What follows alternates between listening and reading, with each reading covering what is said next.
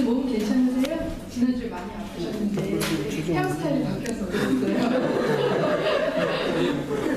올라왔어요. 올라왔어요? 반갑습니다.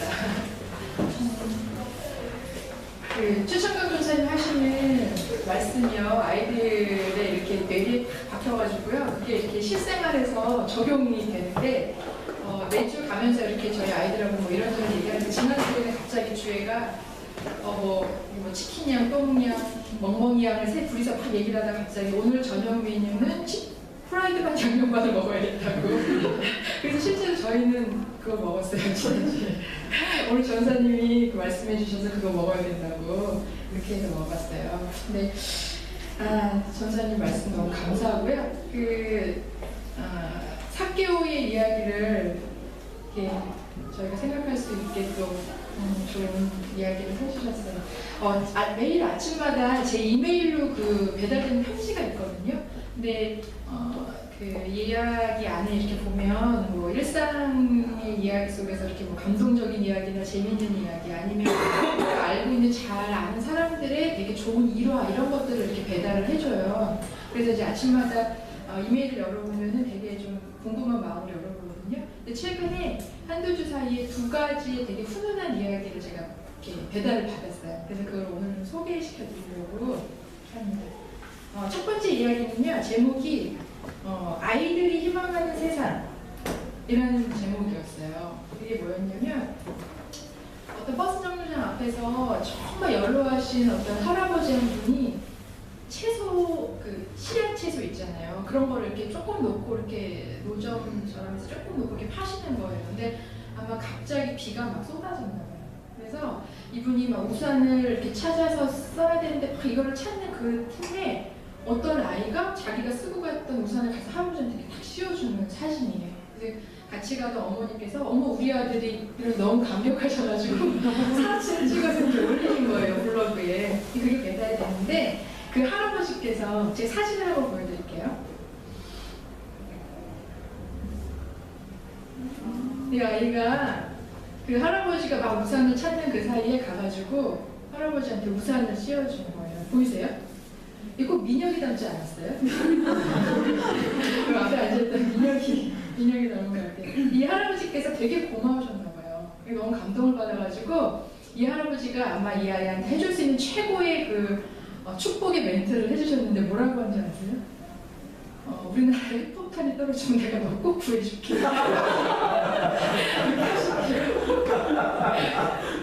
그리고 두 번째 이야기는요, 어떤 음식점에서 어떤 분이 너무 감동적인 광경을 보고 자기 이제 카메라 사진을 이렇게 찍은 것 같아요. 그래가지고 그 동의를 얻지 못하고 올려서 죄송하다는 글과 함께 사진을 올렸는데요. 이분이 이건 뭐냐면 이제 어떤 삼겹살 집에서 자기 친구들하고 같이 이렇게 식사를 하고 있었던 것 같아요. 근데 너무 그 생색이 초라한 노숙자 할아버지께서 이제 음식점 들르신 거예요. 그러니까 이제 주인 아주머니는 좀 손님들의 시선도 있고 이러니까 막 쫓아내시려고 하는 그 순간 이 청년들이, 옆 테이블에 있는 청년들이 할아버지 이쪽으로 앉으세요 그래가지고 옆에 테이블을 딱 마련해주고 막 고기랑 소주랑 밥까지 다 시켜가지고 준 거예요. 그리고 할아버지한테 할아버지 편하게 앉아서 많이 드시고 가세요. 그렇게 했던 그림이에요. 사진을 보여드릴게요. 그분이 사진을 이렇게 찍어가지고 여기 테이블에 보이죠? 옆에서 이렇게 식사하시는데 그 옆에 할아버지 테이블을 하나 딱 마련해가지고 할아버지한테 음식을 다 시켜준 거예요. 그래서 할아버지께서 식사를 하시고 이제 아마 가셨겠죠? 이분이 이 글을 올리면서 제목을 뭐라고 붙였냐면요, 감동을 만드는 사람들 이렇게 해가지고 글이 왔어요. 근데 너무 감동적이더라고요. 경험을 했거든요. 어제 낮에 비가 좀 왔잖아요.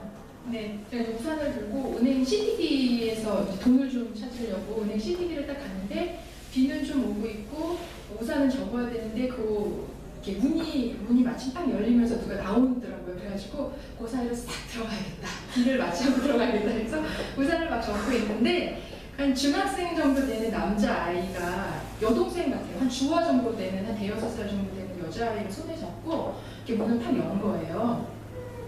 근데 이제 제가 나오니까 나오면 들어가야겠구나. 문을 딱 열린 순간 들어가야지 하다가 나오면 들어가야지 하고 우산을 접고 있는데 이 아이가요. 자기가 나오지 않고 문을 열어주면서 저보러 제가 우산을 접고 들어갈 수 있을 때까지 끝까지 그 문을 잡아준 거예요. 그래서 제가 너무 고마워가지고 고맙다 이렇게 하고 들어가면서 첫 번째 들었던 마음은 야, 우리나라 청소년들이 진짜 멋지다 이런 생각을 했어요. 아, 우리나라에 미래가 있다. 아이들이 아직까지도 따뜻한 마음을 갖고 있구나. 그리고 이제 그 훈훈한 마음에 이제 고맙다 인사를 하고 그 아이는 제가 다 들어오고 난 뒤에 아이의 손을 잡고 우산을 펴서 가더라고요. 제가 이제 CDB에서 돈을 뽑고 나서 나오면서 저도 문을 열 다음에 뒤에 누가 따라오나 이렇게 보고 앞에서 누가 혹시 우산을 갖고 들어온 사람 있나 이렇게 보고 이제 문을 열고 나왔거든요. 그러니까 되게 작은 일이었는데 제 마음이 되게 훈훈해졌어요. 지난주에도 그렇고 요즘에 굉장히 많은 좀 아픈 소식들이 많잖아요. 그런 소식들을 이렇게 들으면 세상에 왜 이렇게 살기가 힘들까, 각박하다 이런 생각들, 무섭다 이런 생각을 하는데 작은 감동들의 이야기, 이거 되게 작은 이야기잖아요. 근데 이런 것들을 이렇게 들으면은 마음에 희망이 이렇게 싹 번지는 것 같아요. 수채화 도화지에 물감이 찍힌 다음에 물이 싹 퍼지는 것처럼 마음이 되게 흐뭇해지는 것 같아요. 사람들이 작은 거에 감동한다는 건 어떻게 보면 사람들은 되게 사랑을 그리워하고 있다라는 거를 표현해 주는 것 같다는 생각이 들었어요. 나의 삶에 관심을 갖고 다가와주는 그 한 사람, 작은 배려를 통해서 나에게 감동을 준 한 사람을 통해서 희망을 만나는 사람들이 참 많은 것 같아요. 우리도 그러면서 지금까지 계속 그래도 희망이 있다, 그래도 희망이 있다 이렇게 살아왔던 것 같아요. 작은 감동으로 또다시 다른 사람이 감동을 주면서 감동이 감동이 나고 감동이 이렇게 나아가면서 이 땅에 하나님의 이렇게 마음이 추워지지 않나. 하나님이 이 땅에 사랑을 전하는 방법 중에 하나인 것 같아요. 오늘 본문에도 그런 사람의 이야기가 나오거든요. 사람이 너무나도 그리운 사람이 있었어요. 그 사람이 바로 삭개오입니다. 예수님께서 이제 3년간의 공생애를 마치고 예루살렘 성으로 들어가시기 전에요. 예루살렘 성에 들어가시면 그 다음에 이제 십자가를 지시는 거거든요.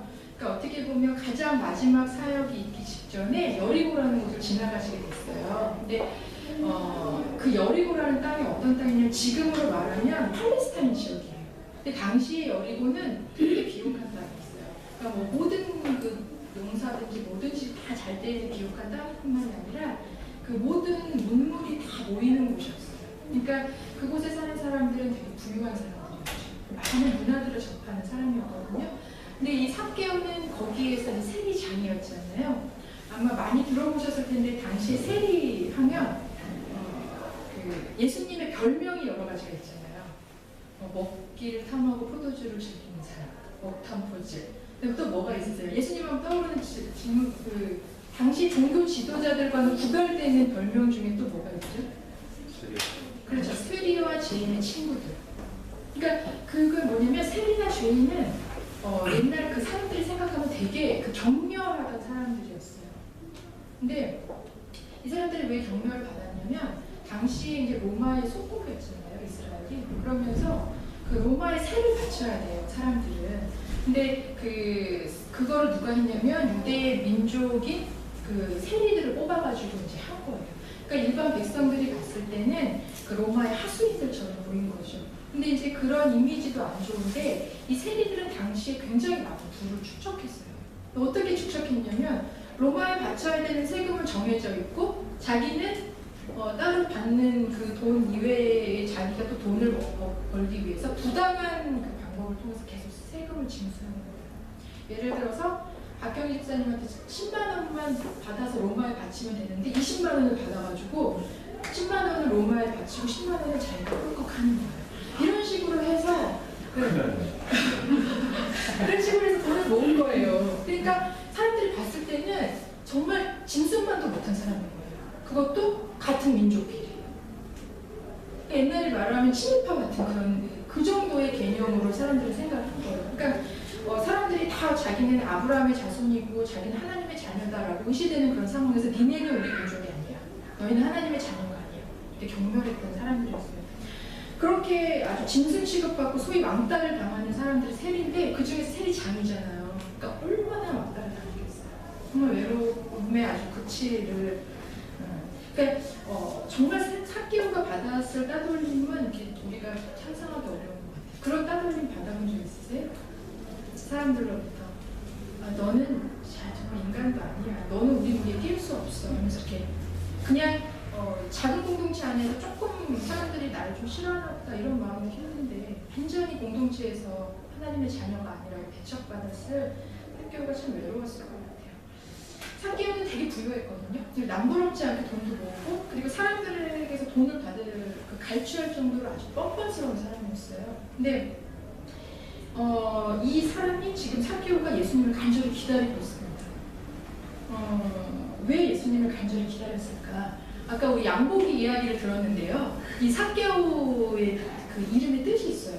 그러니까 여러 가지 이름의 뜻이 있지만 그 중에서 어떤 뜻이 있냐면 깨끗하다, 의롭다 이런 뜻이 있어요. 당시 유대인들은 제 일부 때는 이름의 뜻이 뭔지 여쭤봤는데 집사님은 이름의 뜻이 뭐예요? 정동석 집사님.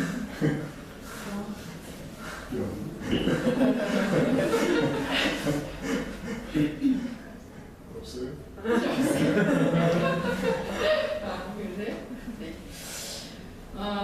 그 이름에 다 뜻이 있잖아요. 이렇게 부모님이 이 아이를 져주면서 그 소망을 담아서 이름을 주는데 특별히 유대인들은 더 그랬어요. 그래서 이제 하나님을 믿는 민족으로서 이 아이가 하나님 앞에서 어떤 사람으로 자랐으면 좋겠다. 이런 정말 기도하는 마음으로 이름을 줬어요.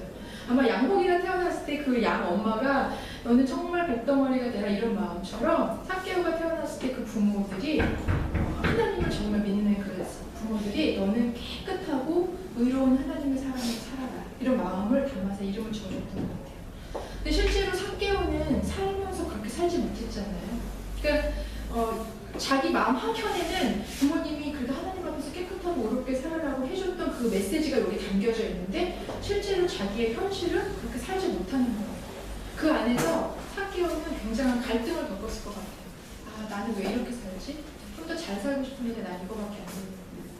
그러니까 굉장한 자책감과 그런 갈등들, 그런 마음들이 있었던 것 같아요. 부모의 바람과 정반대로 살아가고 그리고 자기도 살아가면서 나도 이렇게 살고 싶다라는 소망을 품는데 그렇게 살지 못하는 자기를 보면서 난 이거밖에 안 되는 그런 마음들이 있었을 것 같아요. 그리고 삭개오가 굉장히 키가 작았잖아요. 그러니까 남들 앞에 있으면 이제 정말 까치발을 띄고 깍종깍종 뛰어야지 볼 수 있지 않았을까 싶어요. 아까 양들이 99마리가 모여있는데 양고기가 간 것처럼 삭개오도 그랬을 것 같아요. 그러니까 사람들은 누구나 다 부족한 점이 있는데 그게 자기의 컴플렉스다라고 이렇게 인정하는 순간 사람이 굉장히 위축되잖아요. 그리고 되게 굳어져요. 그러면서 처음에는 나는 왜 이렇게밖에 못 태어났지? 나는 왜 가진 게 이거밖에 없지? 나는 왜 이렇게 못났지? 이렇게 생각하는 연민에 빠져있다가 어느 순간이 되면 그래도 내가 남들보다 더 잘하는 거를 얻어가지 않아서 이렇게 약간 오기 같은 게 발동하면서 그게 이렇게 건강한 방법으로 성장하지 못하면 잘못된 방법으로 좀 굴곡진, 왜곡된 시각들을 가지면서 되게 굳어지게 됩니다, 사람이. 근데 아마 삭개오는 좀 그랬던 것 같아요. 부모님의 바람대로 살지 못하는 자기의 모습 속에서 오는 갈등. 그리고 그 컴플렉스에서 오는 그런 되게 굴곡진, 왜곡된 시각들. 그리고 불의한 방법으로 살면서 사람들로부터 받는 경멸, 손가락질, 왕따, 외로움.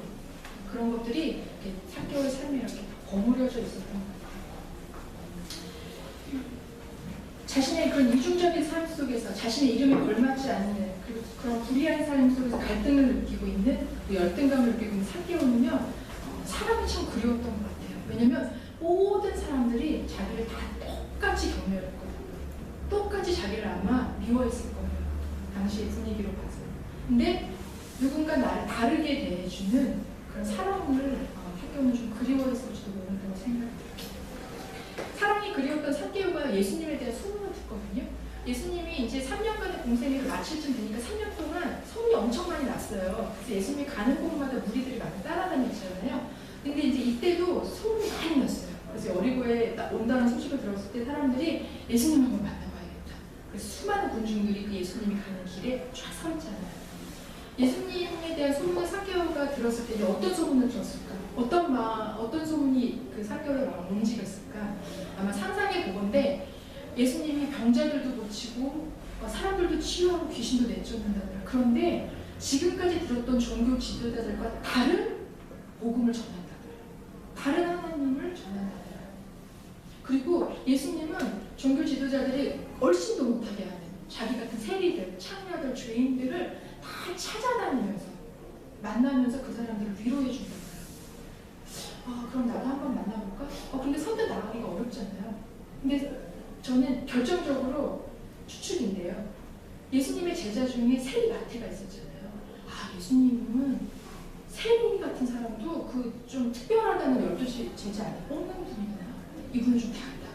그럼 나도 좀 나가볼까? 이런 생각을 했을 것 같아요. 그래서 정말 용기를 내서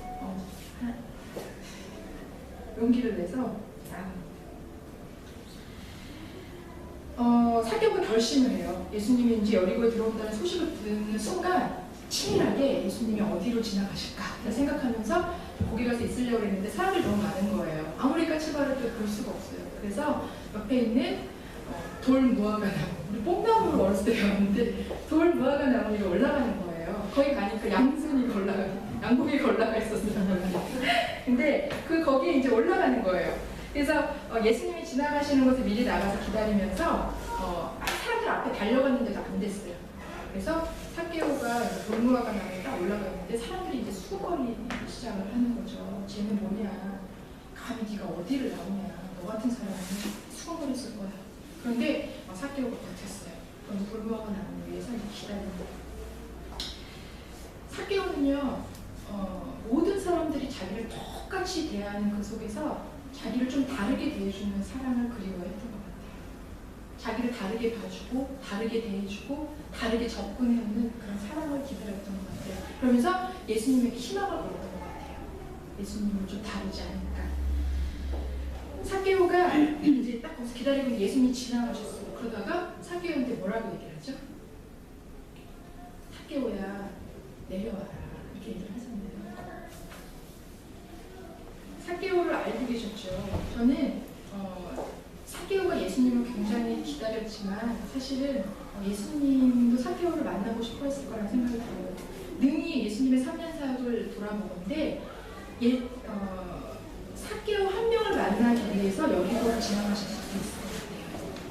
그래서 사람들은 저 낭비다 라고 생각하지만 예수님의 사역은 사람들이 보기에는 참 하찮아 보이고 낭비 같아 보이고 에너지를 이렇게 버리는 것 같지만 예수님에게는 그렇지 않았어요. 한 사람이 너무 소중했기 때문에 그 한 사람을 만나기 위해서 모든 것을 다 이렇게 드릴 수 있는 그런 분이셨잖아요. 삭개오가 예수님을 기다렸던 것보다 삭개오를 더 만나고 싶어 했을 거라는 생각이 들어요. 예수님이 삭개오에게 내려와라 라고 얘기했던 그 장면을 생각해 보면서 예수님이 말하고 싶었던 게 혹시 이게 아니었을까라고 생각을 해봤습니다. 삭개오야, 내려와. 내가 너를 만나러 여기까지 왔어. 네가 나를 기다렸던 것처럼 나도 너를 기다렸단다.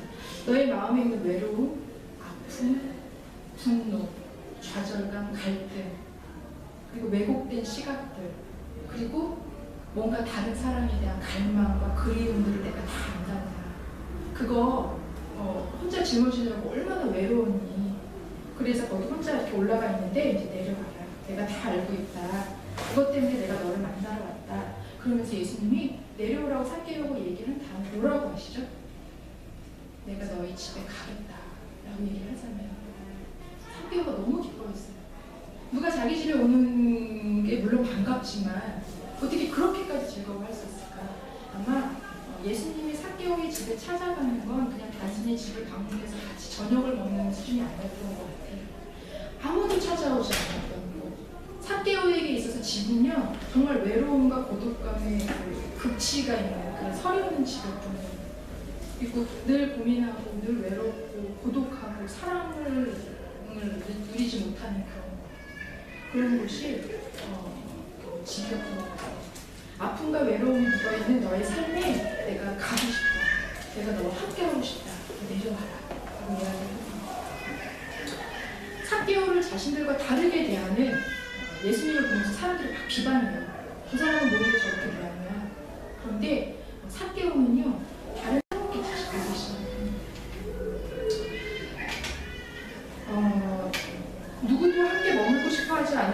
자신의 집, 정말 굳어지고 외롭고 지독하게 굳혀져 있던 그 집에 예수님이 함께 머물면서요. 예수님이 그 사개오가 자신의 삶을 이렇게 약간 무장해지라는 것 같아요.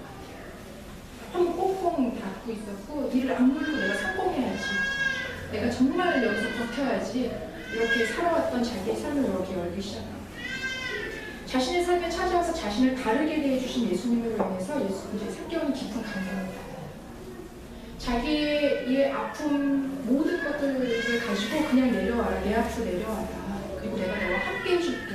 내 앞으로 내려와라. 라고 말씀하신 예수님을 만난 다음에 사개오는 자기에 대해서 새롭게 이제 발견하기 시작하는 거예요. 저분은 뭐지? 저분은 왜 나한테 이렇게 대해주지? 저분은 정말 나를 다르게 대해주시네? 그리고 더 놀라운 건요.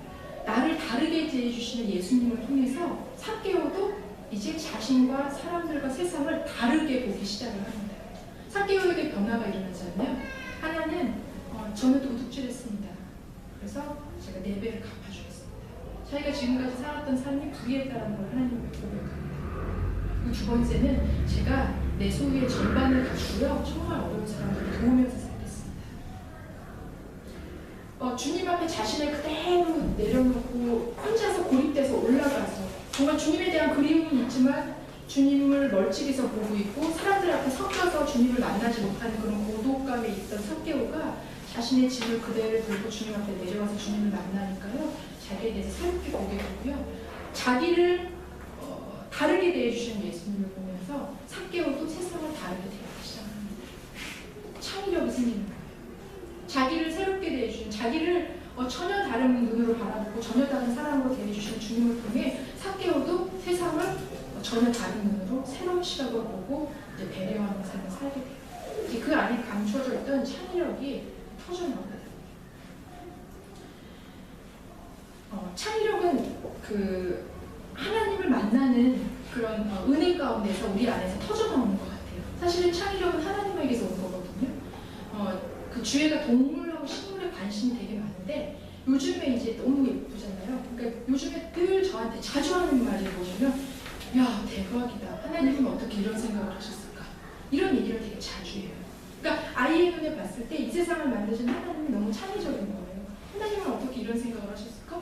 그리고 어느 날은 무슨 얘기를 하냐면 저 나무에다가 어떻게 저 꽃 색깔을 그러니까 저 나무에다 어떻게 저 꽃 색깔을 같이 이렇게 넣어두었을까? 어떻게 저렇게 조화시켰을까? 이런 생각을 하는 거예요, 아이들이. 우리 아이들이 그렇거든요. 아이들의 안에는 아주 창의력이 꿈꾸고 있어요.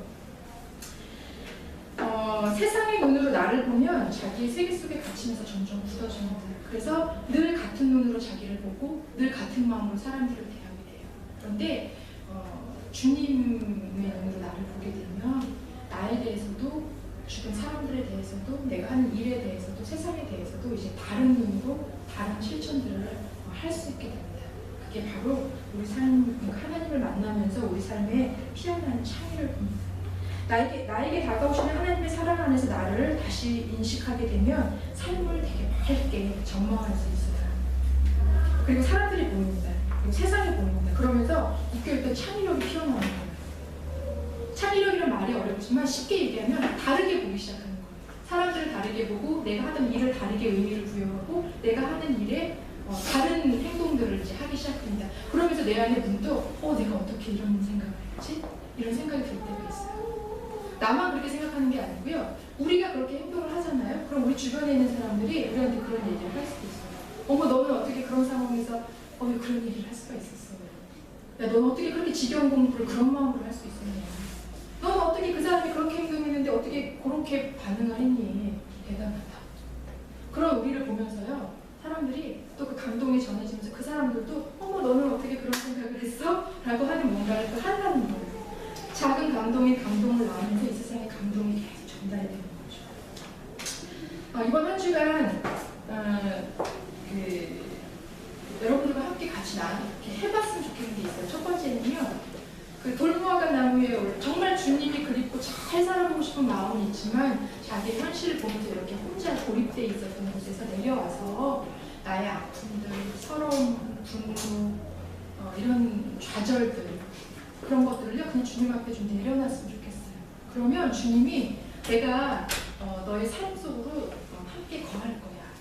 그리고 하나님의 눈으로 스스로를 볼 수 있도록 도와줄게 라고 우리에게 말씀하시고 주님 앞에 좀 내려왔으면 좋겠어요.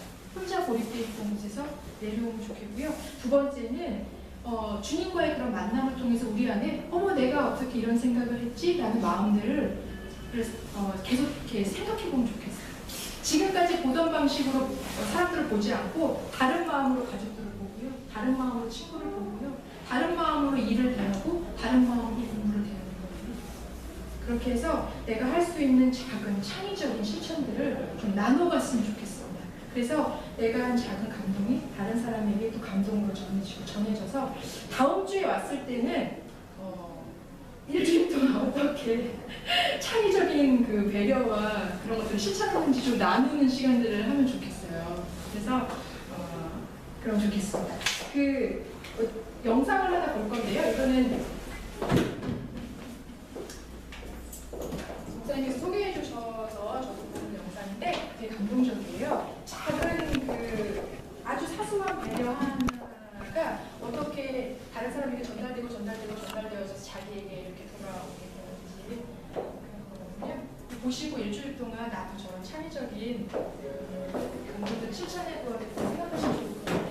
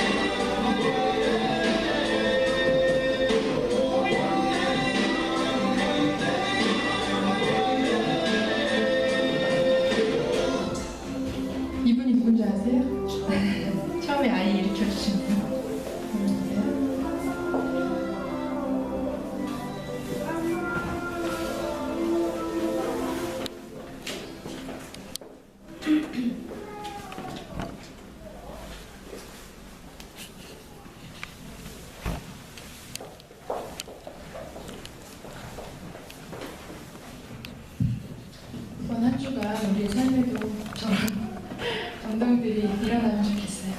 같이 찬양하시겠습니다.